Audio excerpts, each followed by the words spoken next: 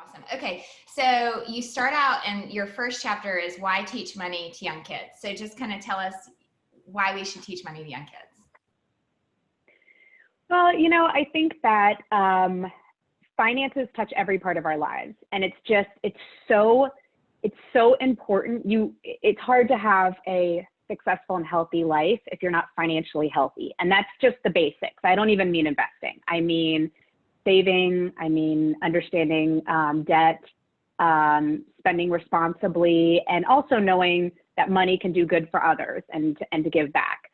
So yeah, it's like I was saying before, it's one of these core conversations that kids, it's not that at 5 years old, they need to understand, the stock market, but at 5 and 6 years old, they can start understanding some of the basics behind money and finance. And these are just the fundamentals of needs versus wants and things like that. So, you want to teach them the earlier you can, because if you think about something like swimming, you'd never go and take your 14-year-old out to a lake and had them never experience water or swimming and just be like, all right, good luck, just see how it goes.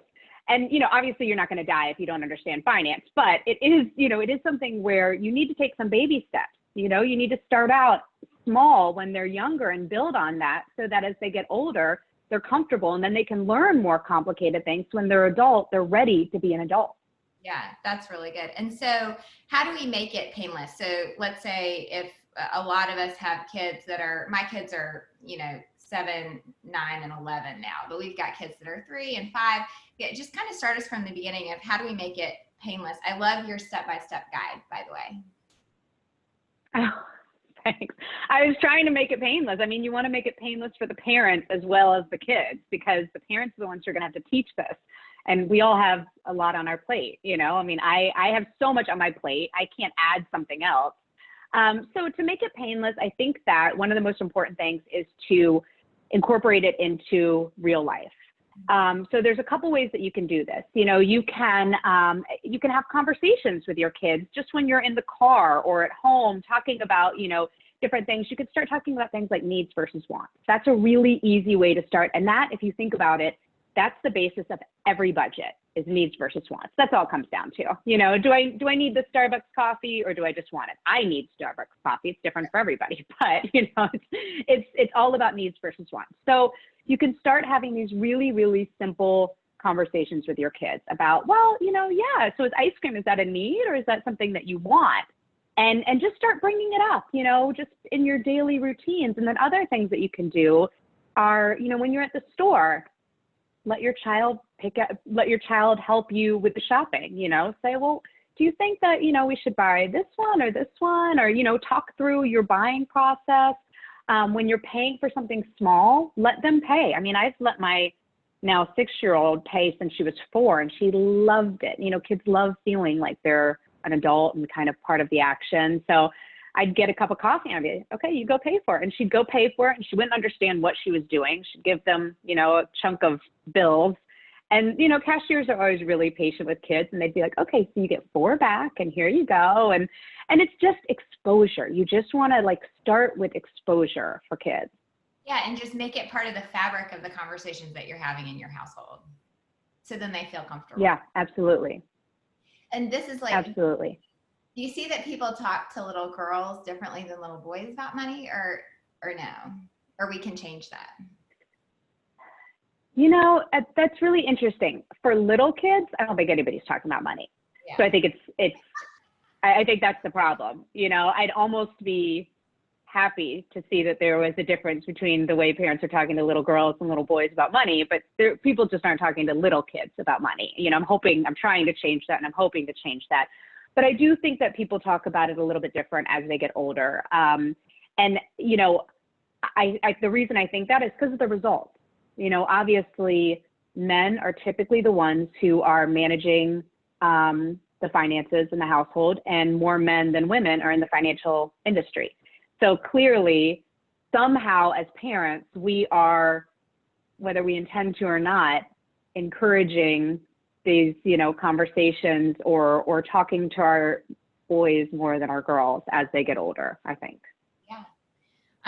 Okay, so how do we explain money to children, just like base level? That's another chapter of your book that I like, but how do we do that? Well, so talking to kids about money, just at the base level, what it is, you need money to buy things. So money is just a way of trading. So, one way that you can do it is you can talk to them about in the olden days when we didn't have money and we would trade things that we wanted. So let's say that we had chickens and they had eggs, and our neighbors had a cow and we wanted some meat and they wanted some eggs. So I'd say, well, you can have 6 of our eggs for your cow. I don't think that's an even distribution, by the way, but this is not my wheelhouse. Farming is not my wheelhouse. But so, it was all based on trade. And then we realized, well, that's pretty tough because we can't carry around chickens and eggs and things like that for day-to-day business. So then it became gold and silver and coins, and then came paper money. Now it's digital. But so it's all about what the value of something is. And again, a way that you can really teach kids that is by helping them, have them pay for things when you go out, because they can start seeing, oh, so that cup of coffee is $1. Oh, the coffee and the muffin, I have to give them $2 for that because that's more. So letting them practice with that is a way to help them understand what money is. But money is just a way to buy the things that you need and want. That's a good word. And then I really like the foundation that you laid in your book, the building blocks. So do you mind just going through the building blocks that you've created? Yeah. So the first one is the needs versus wants. And I talk about that all the time, but it's so important. And, one way that I talked about is that you can talk through the needs versus wants. But then another way, I did this activity with my daughter, and it was really eye-opening. And, again, everything with kids, you have to make it fun. You have to get them engaged in it. It's got to be an activity so they have some ownership of it, and so that they're excited about it. But so I did this activity where I just got a big piece of board paper, poster board, and we got some magazines out, and I said to Maddie, my daughter, I said, why don't you just cut out a bunch of things that you think would be needs and then some things that you think would be wants, and let's just glue them on this poster board and just see what happens.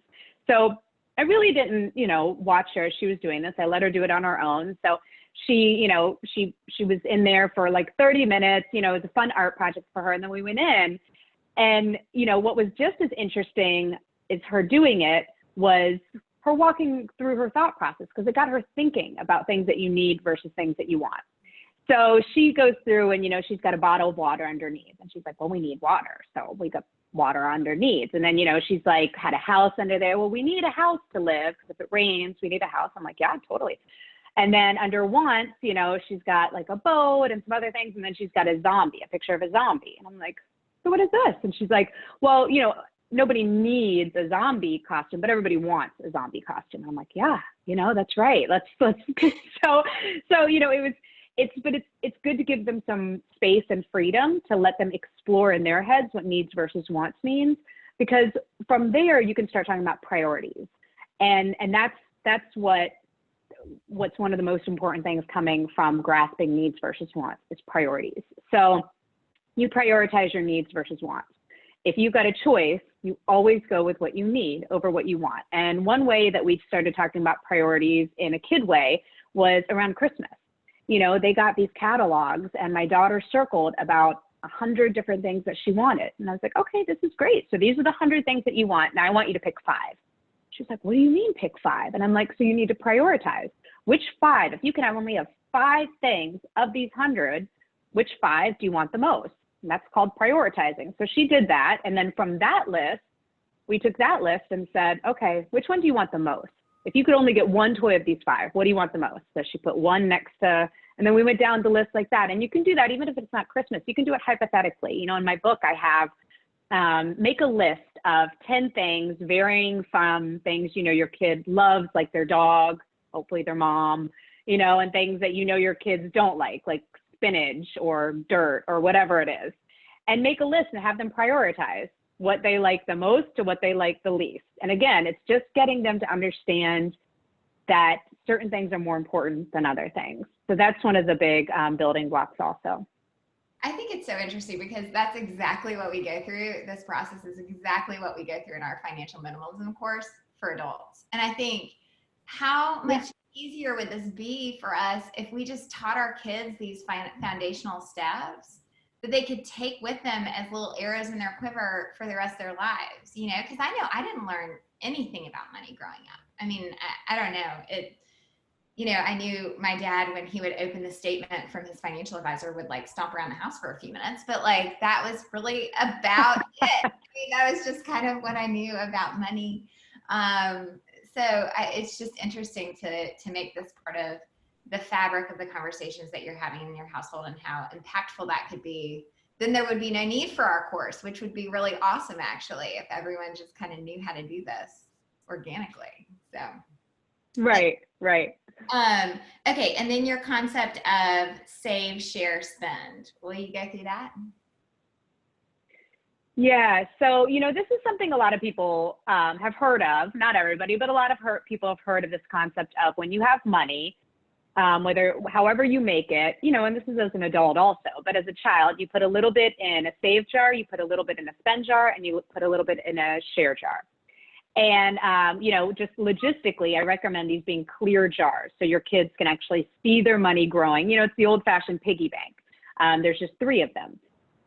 So, you know, but important thing to kind of back up to is how they get their money for these jars. So, you know, if you're giving your child an allowance, if your child is doing chores and specifically, you know, they go rake the yard and they get some money, or if it's birthday money, whatever money that they get, I recommend putting a little bit in each jar. And a question I get a lot is, well, how much should you put in each jar? And you can, you know, I read articles and I'm always, you know, up to date on what people are saying about this. And I'll hear the 80-10-10 rule, you know, 80% in spend, 10% in save, 10% in share. And then, you know, I hear, well, it should be, you know, split evenly so kids understand that each one is as important as the other.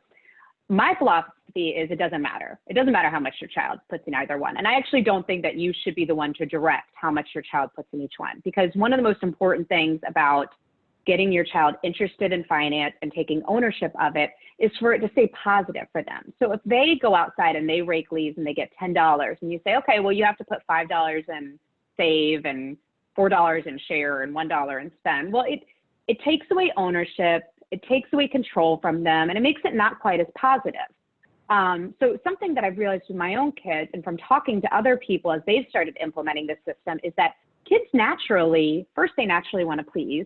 I mean, at the younger ages, I'm not at the teenage years yet, so I don't think that counts. But at the younger ages, kids naturally want to kind of do the right thing and figure out what they're supposed to be doing. So, and they'll surprise you. You know, if you say, I'd like you to put a little bit in each of these jars, but you choose what you want to do. They usually kind of just put maybe a third in each one, or they'll just put, you know, some days maybe they'll put more in the spend than the save or the share. And then the next time they get money, or the next, you know, week when they get their allowance, you can just say to them, well, you know, you put a lot in your spend jar last time, so why don't you try to put a little bit more in your save or share? The beauty of this is they don't completely understand save, spend, share yet. They really don't understand the concepts, and it's okay. This is just introducing them and building some habits. So, you know, you want to remind them, this is all your money. We're just putting it in these different pots. You know, you're saving for something that you want to buy later in the save jars. The spend jar is the money that you're going to bring to Target when you're shopping with your mom. And every time you say, I want that bouncy ball, your mom says, okay, great, use your spend money.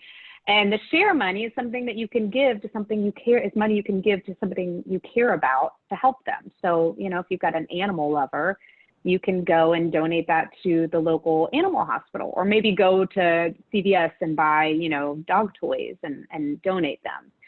But it's all their money. They get to decide what to do with it. And it's a really great way to just build habits. That's all we care about right now, is keeping it positive so that they want to build habits, and building these habits so every time they get money, they know it's not all for spending. They know that they're going to give a little away and they're going to save some. That's so good. And it's interesting that you said, like, don't allocate, because sometimes they say, you hear like the 4-3-2-1 rule, or the 3-2-1 rule, where it's like you give this much, you save this much, and it really limits the generosity that we could build in our children at a really young age. So I always tell people, I'm married to That's such a good point. Yeah. That's such a good point. I mean, yeah, our kids are so generous and so compassionate. And if we can kind of help encourage that and help them find it on their own, it's even more meaningful. Yeah, I completely agree.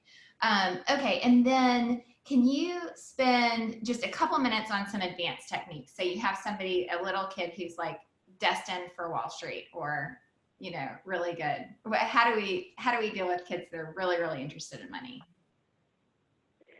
Okay, so the kids who are like past the counting coins and they get the save, spend, share and all of that stuff, you can start talking to them about things like interest. That's a big one.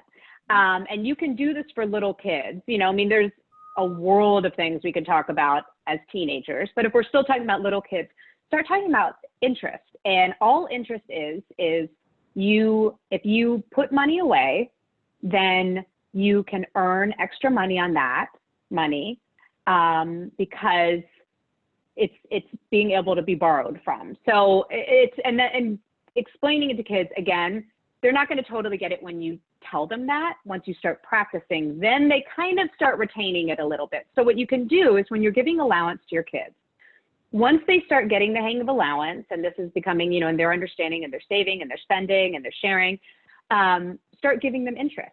So say to them at the end of the month, say, okay, so you have $30 in your save jar. I'm going to give you interest because I would like to borrow some of your money during the month. I'm going to pay it back, but because you're letting me borrow your save money, I'm going to give you interest. I'm going to give you 10% interest. So interest rate is going to be a percentage. It's not going to usually be 10%, but it's going to be a percentage of your money. 10% is just an easy one for kids to understand. So you can put it on a piece of paper and you can say, okay, let's move the decimal point one. 10% of $30 is $3. So you just earned $3 for doing nothing but saving your money. And so kids start to understand that saving money is good and you can earn money from saving money. So your money can earn money. So what comes interesting is the next month, you're counting all of the money that they saved plus their interest. And then you can start talking about compound interest. So you can say, you know what, that $3 that you made last month on interest, now you get 10% of that $3. That's an extra 30 cents. So, there are these kind of ways that you can implement it through practice with your kids. And again, the point isn't for them to get it all at once. The point is for them to be exposed to it and start practicing it. And they're going to have questions for you. They're going to be like, what are you talking about? And so you can say, okay, let's get out a piece of paper and write this down and let me explain this to you. But it's just starting these conversations with them. From then you can start talking about the stock market. And that's where it gets really interesting for kids who want to learn more. For the stock market, you want to start by just explaining to them, what is a stock? What does that mean? And you can use companies that your kids are familiar with. For my daughter, it's all Disney. So I can talk to her about Disney. I can say, you know what? You can actually own a part of Disney. She's like, I can own like Olaf's nose. And I'm like, well, yeah, kind of, but yeah, you can own a part of Disney and that's called a stock. So you can own a percentage of Disney. And we walk through what a stock means. And then from there, you can start talking about how people make money off of stocks. And you can go on to Google or, any kind of easy Yahoo Finance and look up what the stock price is. You can say, okay, so, and I'm making this up, I can't remember what Disney is, but Disney is $100 for one stock. So if you had $100, we could buy one stock in Disney, and that means you own part of Disney. And so from there, you can start looking every day, every couple of days, every week, and see what the stock price is doing and walk through it with them. You just got one stock. And walk through, get a piece of paper out and say, okay, so last week you had one stock at $100 and now it's up to $103. How much did you make? And, that's really, again, like going back to addition and subtraction and things that kids can be learning, subjects that kids can be learning through finance. But it's just a way to start exposing them. And then we do this game in our family where we all picked out a stock that we loved and we had this contest. And we went through and we checked the prices every week. We each bought one stock and we checked the prices every week. And we saw at the end of the month who made the most money. And, that person just got to pick like the flavor of ice cream for dinner. I mean, it was a win-win for everybody. But, you can make these kind of things fun. But again, things like investing and stock market, it's all about exposure. So I think that parents get intimidated because they don't understand it. but that's okay. You know, your kids don't know if you understand this or not. Whatever you say, your kids are like, yeah, all right, that sounds good. And you guys can learn together. So just start very simply. Don't be intimidated by this. And you guys can learn together on this. And it's just about keeping it positive and exposing them and communicating with them. Yeah, those are some really great tips. And then you mentioned advertising in the same chapter as debt and taxes. Which is terrible because we used to work in marketing. I know, isn't that terrible? It's like we're about to pick on ourselves in a big way, but it's okay. We're ready. So, are you calling me out right now, Lauren? No, we're calling ourselves out. we are. So the advertising part, clearly I don't think advertising is bad. And I'm all about marketing, advertising, sales. These are all important functions of business. But it's important for kids to understand what advertising is. So I started this with my child when she would see a advertisement for something on TV, you know, some kind of like Barbie dream house. And she'd be like, oh my God, look at this. This is amazing. Look at what they do. And these Barbies do this. And, you know, and she's so excited about it. And I'm like, okay, but Maddie, you know, what you need to understand is that this is called an advertisement from a company. So what they want to do is they want to make this look so awesome and so great and the best ever so that you'll want to buy it. Because when you buy it, you give them money and they use that money to, you know, build other toys and to pay their employees and to make the toys. And so it is important, but you have to know that the advertising isn't real. The advertising is just showing you what they want you to see. They want you to be excited about it. You have to make your own decisions about buying things. So, you know, and we talk through it every time an advertisement come on. She'd be like, is this an advertisement? And I'd be like, yes, this is an advertisement. She's like, so this isn't the fastest ever. And I'm like, nope, it's not. Maybe it is. But they don't know if it's the fastest ever. They're saying it's the fastest ever because they want you to buy it and they want you to be excited about it. It backfired a little bit because she went to camp last summer and it was this great camp, you know, very outdoorsy and really fun, like our, you know, old school camps when we were growing up. But every day she'd come home and I was like, how was it? And she was like, it was great. It was so much fun. But they are just always advertising to me, you know, they're just always trying, like, they just want us to think that this is the best camp ever. And they're always saying like, this is the best camp ever. Everybody, we love this camp. And I'm like, okay, well, there's a difference between that. That's camp spirit and they want you to be excited. There, you know, there's a little bit of difference. So you have to be careful with that. But I do think it's important for kids to understand because kids are the target of these companies. It's not the parents, it's the kids. They want kids to come up to them and say, oh my gosh, I just saw the LOL camper on, you know, TV on this ad. I have to have this. Look at all this stuff that they do. So, you know, you want to talk to them about that and say, it's fine for you to listen to these, but you have to make your own decision.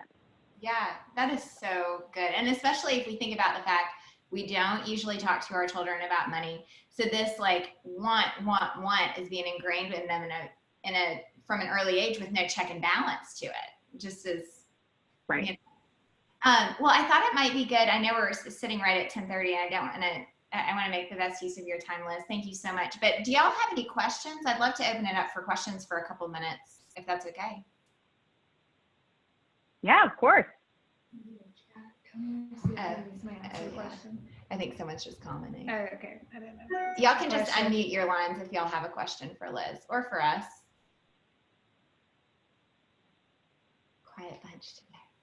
Okay, well, I guess we just covered everything. That's great. Well, Liz, thank you so much for being on our call. And y'all should definitely, since we have all this time at home, buy her book, From Piggy Banks to Living Beyond Piggy Banks and Lemonade Stands. It's such a good book, and I've really enjoyed going through it, Liz. So thank you so much.